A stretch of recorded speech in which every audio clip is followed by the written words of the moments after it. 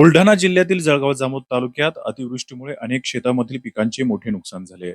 अनेक ठिकाणी शेतजमिनीवरील सुपीक माती खरडून गेली आहे.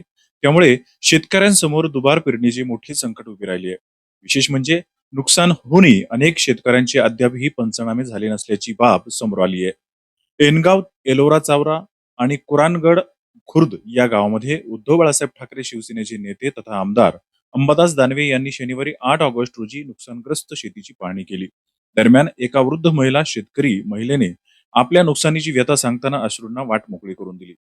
शेतकऱ्यांची ही अवस्था पाहून आमदार अंबादास दानवे यांनी शासनाने तातडीने मदत करण्याची गरज व्यक्त केली. सर्व नुकसानग्रस्त शेतकऱ्यांचे पंचनामे तातडीने पूर्ण करावेत, नुकसान भरपाई द्यावी, खरडून गेलेली शेतजमिनी पुन्हा पिकायोग्य करण्यासाठी विशेष मदत उपलब्ध करून द्यावी आणि दुबार पेरणीसाठी आर्थिक मदत तातडीने जाहीर करावी, अशी मागणी करण्यात आली आहे. यावेळी शिवसेना प्रवक्ता जयश्रीताई शेळके, जिल्हा प्रमुख गजानन वाघ, दत्तात्रय लहाणे, दत्तात्रय पाटील आणि नंदू कोराडे उपस्थित होते.